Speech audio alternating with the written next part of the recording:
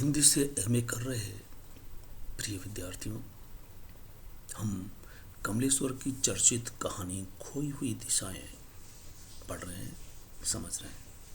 अब तक हम जान चुके हैं कहानी खोई हुई दिशाएं क्या जान चुके हैं। कमलेश्वर का सामान्य परिचय कि ये नई कहानीकारों में विशिष्ट स्थान रखते हैं। आपकी चुनिंदा कहानियों में मांस का दरिया आदि है। सामान्य मनुष्य का दुख दर्द उभर के आता है, उनका अभाव और संघर्ष में जीने वाले पात्र आपको नजर आते हैं। कहानी का सारांश हम देख रहे थे। चंदर का राजधानी आना, वह हमें सर्वप्रथम दिल्ली के कनॉट प्लेस में नजर आता है। इसे यूं कह सकते हैं कि ये महानगर के एक दिन की कहानी है, जिसमें चंदर किस तरह से अजनबियत महसूस करता है। यूं कहें कि गांव से आया हुआ शख्स शहर में बेगाना और अजनबी हो जाता है। वह सवेरे सवेरे 8 बजे घर से निकलता है, महज एक कप चाय पीकर, और दिन भर महानगर में रहता है। महानगर की भीड़ देखता है और उसकी भूख गायब हो जाती है। उसके आस पास सैकड़ों लोग गुजर रहे हैं, बसें आती रही जाती रही और बस स्टॉप पे आकर के ठिठक के रुक जाती है। यह राजधानी है। लेखक लिखता है, ये राजधानी है जहां सब अपना है, अपने देश का है, पर कुछ भी अपना नहीं है, अपने देश का नहीं है। वो सोचता है कि घर पर उसका इंतजार हो रहा होगा और वो उससे मिलेगा, अपनी थकान उतारेगा। लेकिन वो जब जाता है तो ऐसा लगता है जैसे अपने घर में मेहमान की तरह, क्योंकि छोटा सा घर है और पड़ोसी मिसेस गुप्ता आकर घर पे डेरा डाल लेती है, बातें करती रहती है। जब खाना बन जाएगा और जब मिसेज ये कहेगी कि चलिए आइए खाना खाइए, तब मिसेज उठ करके जाएगी। वो देखता है, महसूस करता है कि पड़ोसी जैसे उसे देख रहे हैं, खिड़की खुली हुई उससे देख रहे हैं, अगल बगल से आते जाते पड़ोसी की निगाह में वह है। और ऐसे में वह पर्दा खींच देता है, दरवाज़ा बंद कर देता है, तब जाकर के वो अपने में होता है, अपने घर में होता है। वह खुद अपने से मिलने का समय तय करता है, शाम 7 बजे से 9 बजे तक। वो सोचता है कि कम से कम अपने लिए तो वक्त होना चाहिए। दिन में वह टी हाउस में बैठता है और एक अनपहचाना सा व्यक्ति उसके पास आकर के बैठता है। पूरी बात कर लेने के बाद बहुत देर तक चुप्पी साधे रहते हैं। वो पूछ लेता है कि आप मुझे जानते हो, तो वो नहीं बता पाता, बल्कि गलत बात बताता है और वो इस तरह से एक अनजाने आदमी के बीच में चाय पीता हुआ टी हाउस में बैठा रहता है। बाद में हमें दिखाई देता है कि वो बस स्टॉप पर आता है, बहुत देर तक बसों का इंतजार करता है। बसें आती रहती है, लेकिन उसके नंबर की बस नहीं आती। उसी वक्त उसे इंदिरा की याद आती है, जो उसकी प्रेमिका होती है। वो सोचता है दिन भर दिल्ली में घूमते हुए कि पत्नी घर पर इंतजार करती मिले, पर उसके साथ ऐसा नहीं होता।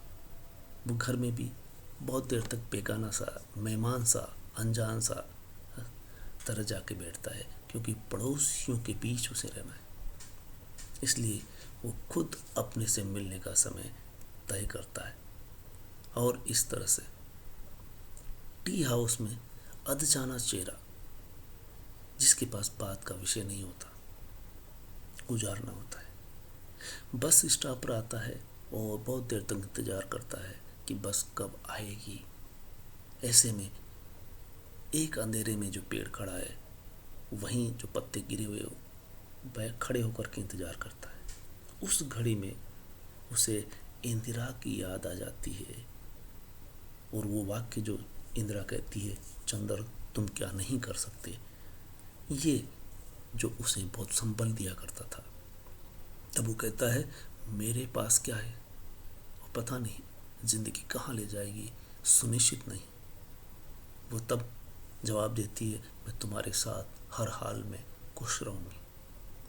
वह बस स्टॉप पर इंतजार में है जहाँ से वो पास ही है और वो सोचता है कि चलिए इंदिरा से मिल लिया जाए, इसलिए वो उसके पास मिलने के लिए निकल जाता है बस में बैठने के बजाय। सामने एक फटफट आ रही होती है और वो आके पास रुकी। आश्चर्य होता उसे कि वो सरदार जी उसका नाम पुकारता है और सफ़र चल पड़ता है। लेकिन जब वो उतरता है तो सरदार जी जो उसके नाम से उसे पुकार रहा होता है, वो चवन्नी देता है रोज़ जब भी उसमें बैठता है। लेकिन वो चवन्नी के बजाय दो आने और मांगता है और बाकायदा उनमें बहस होती है। वो बिना दो आने लिए आगे नहीं बढ़ता। तब उसे फिर अजनबियत महसूस होती। इंदिरा के पास घर पहुंच गया जो याद आ रही थी, प्रेमिका थी पूर्व। वो जानती थी उसके बारे में बहुत कुछ, यहाँ तक कि वो चाय में चीनी कितनी लेता है, इतनी एक चम्मच सिर्फ। तो कहती चलो चाय बनाती हूँ मैं, और पूछ लेती चाय में चीनी के लिए भी पूछा जाता है, तो वह आगे से बता देता है 2 चम्मच। और वास्तव में वो 2 चम्मच डाल के चाय को लाती है। तब उसे ऐसा लगता है जैसे वह जहर पी रहा हो, क्योंकि वह सिर्फ एक कप चाय में 1 चम्मच से अधिक नहीं पीता। उसे 2 चम्मच चीनी डाली जाने पर उसे लगता है जैसे वो एक अजनबी के घर आया है, उसे जानते हुए भी नहीं जानती है। इसलिए वो किसी तरह से बाहर निकलता है, पसीना आ जाता है उसे और घर के लिए चल पड़ता है। घर की ओर लौटता है लेकिन थका सा है, टूटा सा है। लेकिन घर पर पहुंचते ही उसे निर्मला प्यार से मुस्कुराते हुए स्वागत करती। बेशक वो थका हुआ है, पूरे घर को खोई खोई नजरों से देखने लगता है। पत्नी को ऊपर से नीचे तक देखता है, उसके अंग अंग को पहचानने का प्रयास करता है या जैसे उसमें पहचान खोज रहा है। उसे लगता है बहुत देर बाद कि वह तन्हा नहीं है, अपने घर में बहुत सारी चीज़ें पहचान की है। वो हर चीज़ को जानता है। गुलदस्ता दिख रहा है उसे, कपड़े आसपास पड़े हुए हैं, उनकी गंध भी पहचानी हुई नजर आती है। वह उस घर में अंधेरी रात में भी टटोल कर चीज़ों को पहचान सकता है, ले सकता है, और अंधेरे में ही वो दरवाजे से बिना टकराए निकल सकता है। इतना कुछ से उसे बहुत राहत मिलती है। और रात होने पर वो पत्नी को पास से महसूस करता है,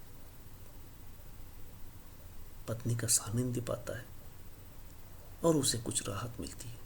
लेकिन सोने पर रात का घड़ियाल 2 घंटे बजाता है, तभी वो डर कर उठ बैठता है और वापस पत्नी को नज़दीक से महसूस करने का प्रयास करता है। आहिस्ता से उसके कंधों को छूता है, ये सोच करके कि उसकी नींद न खुल जाए। वह उसकी सांसों को सुनने लगता है, आती जाती सांसों को नज़दीक से महसूस करता है और उसके रिश्ते को पहचानने के प्रयास करता है। उसे बुरी तरह से डर लगता है और उसके कंधों को पकड़कर डरी हुई आवाज़ में पूछ बैठता है, मुझे पहचानती हो? तब पत्नी सोचती है, रात के अंधेरे में उजाला करती है और फटी फटी आंखों से उसे देखने लगती है। वो देखती रह जाती है, पूछ बैठती है, क्या हुआ?